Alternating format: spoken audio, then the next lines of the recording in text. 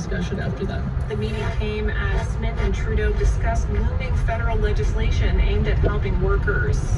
And SpaceX is a big step closer to sending its giant Starship spacecraft into orbit. It completed an engine firing test at the launch pad in South Texas today. NASA is counting on the mammoth Starship to land astronauts on the moon in a few years. This is the Canadian Press. In sports, the Vancouver Canucks face off against their former captain Bo Horvat when they visit the New York Islanders tonight. Elsewhere in the NHL, the Edmonton Oilers visit the Philadelphia Flyers, and the Calgary Flames battle the Red Wings in Detroit. The Flames say defenseman Rasmus Anderson is okay after he was struck by a vehicle while riding a scooter last night in Detroit. Anderson will remain with the team on its Eastern road trip, but is listed as day-to-day. The Toronto Argonauts have acquired Canadian linebacker Jordan Williams from the BC Lions. The Lions will get a 2023 first-round draft pick for Williams, who was the CFL's outstanding rookie in 2021. And Canadian skier James Crawford edged Alexander Amokilda by 1/100th of a second to win the gold medal in the men's Super G at the World Championships. From the Canadian Press, I'm Emily Joveski. You are listening to a repeat broadcast. This is City News on 101.1 FM and 1310 AM. Yay. Connecting you and your community. This is the Sam LaPrat Show on City News 101.1 FM and 1310 AM. Thank you for joining us here on Thursday, February the 9th. We appreciate you spending time with us on City News. We know that the lives of so many changed about 25 and a half hours ago, and I can't imagine what the families in Laval, Quebec are going through. The whole community is grieving. I would even say the whole country is grieving. It has definitely been a very, very difficult story to lose two children in such a horrific way. That bus crash in Laval, Quebec yesterday, just taking the lives of two children and disrupting the lives of so many. I wanted to start today talking about grief. It's not a topic we like to talk about, but the reality is, even if you're, removed, even if you're living in Ottawa, there is some sort of grief that happens when we hear these stories. There's grief that happens when we hear the story of the earthquake in Turkey and Syria. Over 17,000 people have lost their lives. I wanted to talk about grief today, and I wanted to do it with Dr. Martin Rovers. Hello, Doctor. Hi, good morning. Thank you for joining us from Capital Choice Counseling. Dr. Rovers, like I said, this is a really difficult topic. It's not something we get together with our friends and say, tonight, we're going to talk about grief. I mean, this just isn't the way we operate. When I heard the story yesterday, and of course we shared it here on City News as the morning went on, and of course the sad news came to us about 20 after 12 yesterday that two children had lost their lives. Immediately, your heart goes out to the families, and there is a little bit of grief for everybody that even hears this story. Would you agree? Well, I'd probably say there's a lot of grief for certainly the people involved, the people who hear about this. You think of your own children. And I think I would add the word trauma here. There's a lot of trauma going around with this in terms of the deep effect of such a tragedy, Well, and I think to add to it, it's such a bewildering story, right? I mean, just all of the details that we're hearing. And I think to your point about being a parent, I think everybody that's ever dropped their kid off, whether it be at a daycare or school or soccer practice or whatever it is, you think you're leaving that child in a place where they're safe, and to think that a city bus rolls through the front of that facility, it's incomprehensible. How should we, if we're distant from it, of course the families and everybody dealing with it from a close perspective, that's a whole other level. But for somebody that hears the story, whether it be from us here on City News or they've seen images, how do we process this? Talk, I think, is probably the best thing, at least is to mention it, it depends what circle you're in. If you're in the circle of the two children who have died, or the other kids in the daycare, that's one kind of circle in there. And I think hopefully there's professionals being brought in to do the crisis intervention work right there, which is just talking and listening and crying and screaming if we need to, just to express the deep trauma and the grief that we have in that inside circle. Then, as you mentioned, there's other circles. We think about ourselves, our children, or even bringing to mind losses that we've had in our lives recently or in the past. And then we think, okay, what's life like? And is life safe? And I mean, I think in here I would add a few things. One, grief is normal and healthy and a necessary part of being human. We all have losses. We all do suffer. The human race has all that built within. And so as smaller griefs come into life, let's talk about them. And as bigger griefs come in, let's live with them. And as a trauma like this comes in, I mean, you almost got to break it down. There is the trauma crisis stage of this for the people inside, or even for us to say, oh my gosh, what's this mean? And stuff. So there is an immediate kind of crisis intervention that professionals need to be brought in for, and they're often very good to do that, which is excellent. And then there will be a little bit later, like when it's kind of ready, the grieving phase, for those on the inside of the story, for us even, in talking about it a little bit, we go back to the grieving phase and just like there's different feelings or kind of series of things that we go through, like the shock, the trauma, the denial, even how can this all happen? And months down the road, we get into kind of the normal grieving process. There's anger, there's depression, there's bargaining in life around that. And normal grief of loss is, a year, 2 years.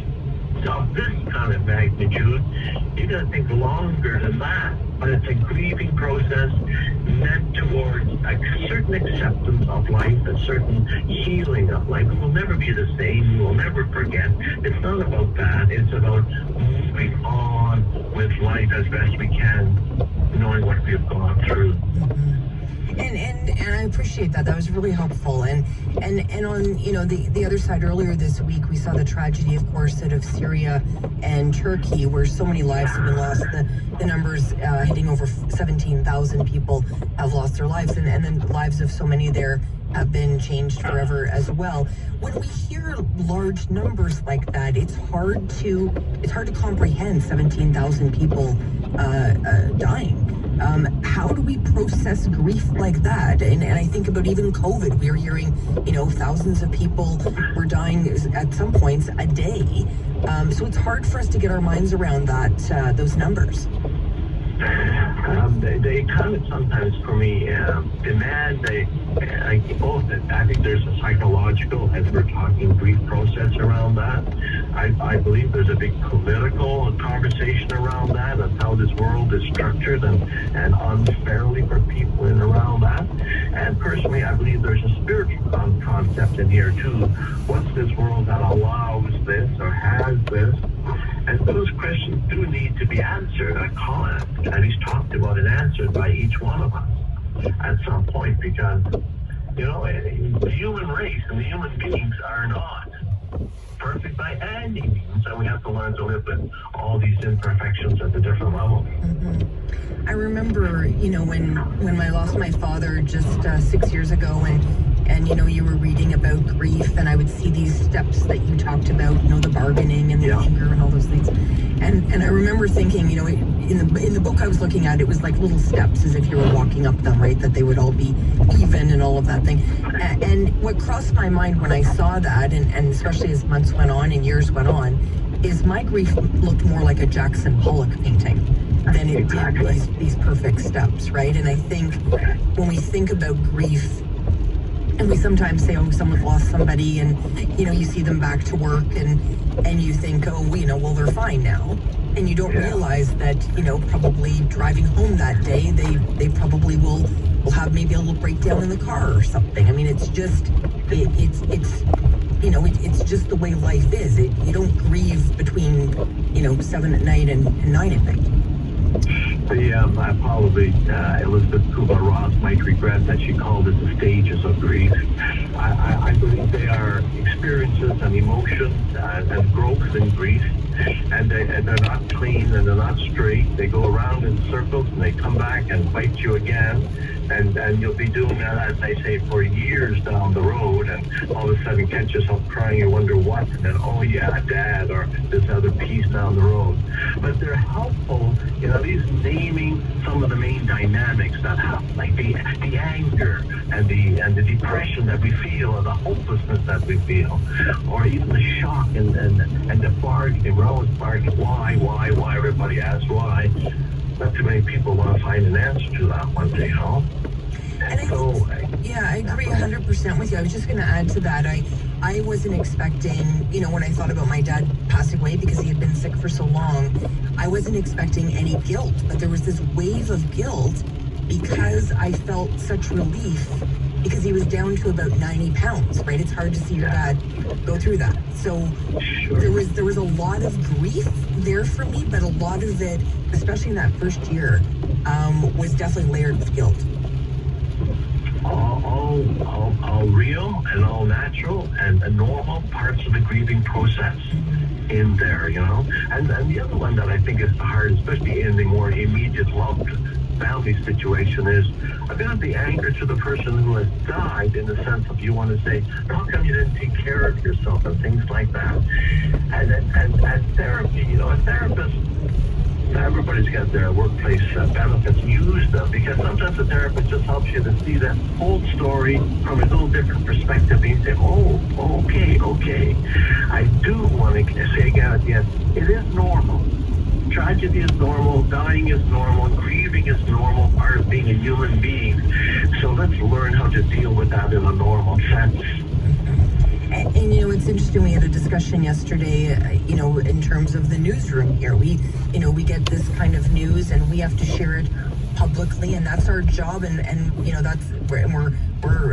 not happy to share the bad news, but we're happy to be here and provide that service. But it can be tough on people sharing that as well. And I think about first responders yesterday. I think about anybody that would have just been walking down the street yesterday and witnessed that. You would think you were losing your mind. You would think you couldn't believe what you were seeing. So there's lots of different people, I think, that see this differently. And your advice today has been really appreciated.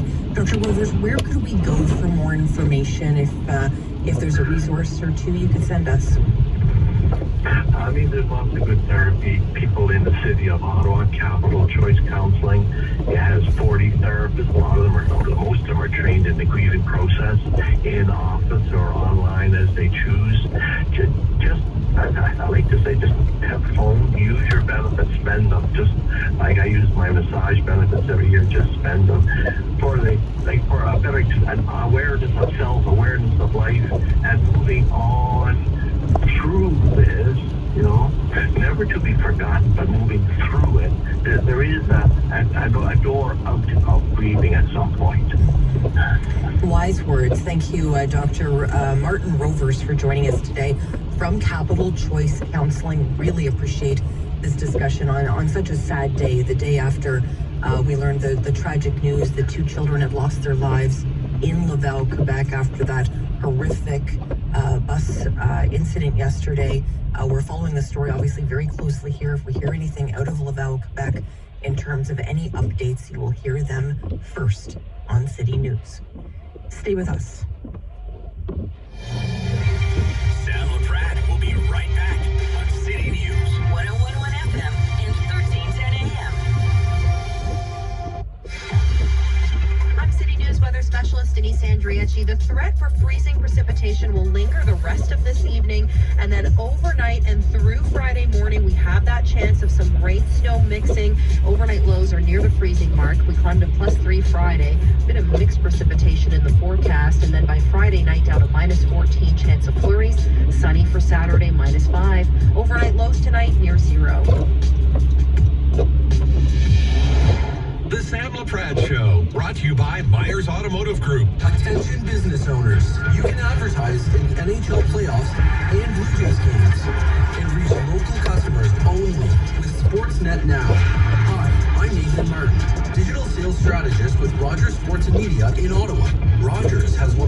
largest and most robust digital networks in Canada. And we offer the option of fully managed services if you prefer personal assistance. To find out more, email advertising@ottawa.citynews.ca. Remember the days of discounts? Well, that hasn't happened since all this mask stuff started years back. But now, everything seems to be falling into place. Goods are flowing, inventories are arriving, and the winter sale is back at Orms. Visit online for prices and all that. Visit in person for inspiration, ideas, and great help to bring your project to life. The Orms winter sale is on now. Orms Furniture. You're ready for the good stuff. Just click ormsfurniture.ca. I'm Peter Fraser with Credential Q-Trade Securities and Alterna Wealth Management. Happy New Year! What are the prospects for 2023? Global conflicts, climate change, the economy can all impact your financial security, your estate planning, and your investments. This year, why not make your financial plan an important part of In With the New? Grow your investments and secure your retirement and estate. Reach me today at Money Mondays at alterna.ca. Hi, I'm Cherry Tab, co-founder of the Herzig Eye Institute. Did you know that wanting to play their favorite sports better is the #1 reason people have their vision corrected?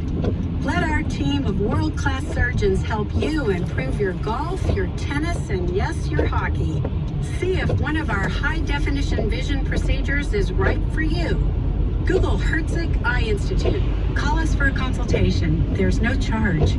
Look after yourself. Promise me. The news cycle these days can be too much. Cases are up more than 25%. Up indoors to LGBTQ plus.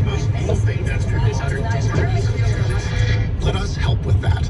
I'm Jordan Heath Rawlings, host of The Big Story, Canada's most interesting daily news podcast. Every day, we stop that cycle in its tracks and examine one big story, something that matters to Canadians in depth. You can find The Big Story every morning for free at Frequency Podcast Network or wherever you get your podcasts. Upgrade your lifestyle by renting a Lapine apartment in Barhaven, Canada, Renfrew, or Smiths Falls. It's carefree living next to the shopping, dining, and entertainment venues in your favorite neighborhood. Host family and friends in a spacious apartment home. Enjoy a fitness center, saltwater pool, outdoor terraces, garden courtyards, and more. Visit lapineapartments.com or call 1-888-4-LAPINE to explore your options and start a new lease on lifestyle. Tour today. You're listening to a repeat broadcast This is City News. on 1011 FM and 1310 AM. The Sam LaPrat Show continues on City News. 1011 FM and 1310 AM. Well, thank you so much for spending time with us here on City News. We're all watching that beautiful Rideau Canal and wondering, will it be for 2023 for Winterlude? Will we be able to skate on that canal? It would be the first time since 1971, if the canal didn't open, that had happened. We're really hoping. We've got our fingers crossed. And I know Grant Hooker from Hooker Beaver Tails has his fingers crossed too. Hi, Grant. I've got them all crossed. My toes as well. Yeah, absolutely. I can imagine, Grant. Such a challenging time when Mother Nature hasn't cooperated this year. Yeah, what we do with serving beaver tails on the canal every year has been, and this is our 42nd year, if it does open. It's kind of like farming. We have to plant our seeds. We crane our beaver mobiles onto the ice. We make sure all of our equipment is operating. We hire anywhere from 100. We have a staffing of about 250 to 300, of which maybe 150 are new, and we hire them, train them, and then we wait to see if Mother Nature's going to give us a kiss, or is she going to kick us in the rear this year? She's wearing steel-toed sorrels and going at it with both feet. It certainly seems that way this year. I've been thinking about you because the only way that I get my skates on is if I know a beaver tail's at the end of it all. Well, we're glad to motivate people to get healthy, get out there and skate and enjoy themselves. Absolutely. Tell me about the beaver tail business. Where did it all start, Grant? It started, really, my first memory of a beaver tail is sitting at my grandmother's kitchen table. She made these on baking day for us, the kids, as treats.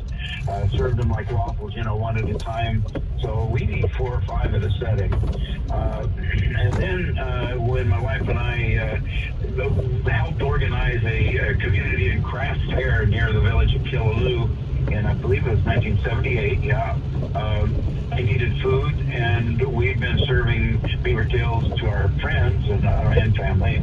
We offered them to the public, and people ate 3 or 4, and they paid for them. And we said, boy, maybe we got a business here. Well, you certainly do. I mean, Grant, could you ever imagine that, the word Ottawa and beaver tails are so synonymous when you think back to that day in Killaloo? No, absolutely not. We were just trying to raise enough money to put windows in a log house we just finished building, and it was one step at a time. We really are great fortune here in Ottawa started, first of all, with the fact that there was a location in the market for us, but then going onto the canal in 1981, sorry, and people really love beaver tails on the canal, and that put us on the map. So we owe a lot to beaver, to the canal, and certainly we owe a lot to Ottawa for taking us to heart, and as a product and as a business too.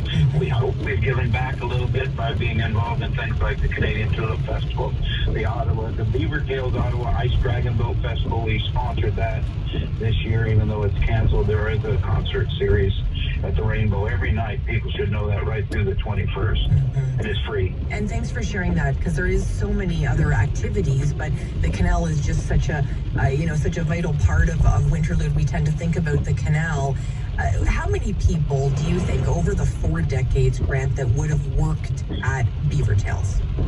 How many people worked here? We had our 40th reunion a couple of years ago, and we calculated it. It's probably, oh gosh, what number did we come up with? I think it's close to 10,000. Wow. Over 40 years. That's a lot of beaver tails. That's a lot of. Now those are people, right? I think you asked about our staff. Yeah. Well, yes, and there have been a lot of beaver tails that have gone out our windows in the last 40 years. For sure. None this year on the canal, however.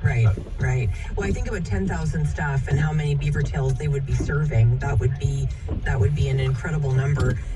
Do you still enjoy a beaver tail, Grant? I do, absolutely. I guess, we can thank her grandmother for that. And her recipe goes probably to her grandmother. But the pastry itself is whole wheat, cracked wheat.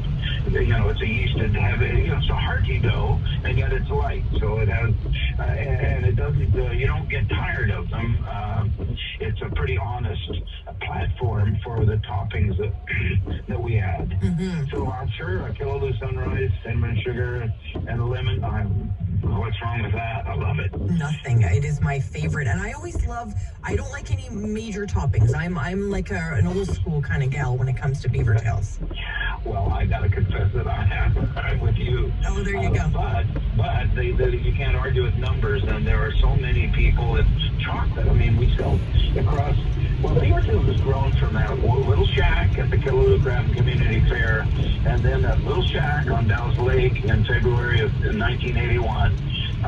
We now have, Ottawa doesn't know this, but we have almost 200 locations of beaver tails, most of them across Canada. 200 locations? Yes, ma'am. We have a franchise system. It's being run by young people, young partners, shareholder partners out of Montreal, and they've done a tremendous job of we built it to about 40, 45 stores. And since 2002, they've increased that to almost 200. Wow. I had no idea. Well, we're still Ottawa, based. Fortunately, I don't have to run that company. It's a complex, really. Right. But as part of our deal with our shareholder partners, where they took over the franchise company, we kept exclusive rights to the National Capital Region, our home, and we still operate, in the market, hangar outlets, the canal, festivals, and fairs, some catering. We do that now. We've got a unique food truck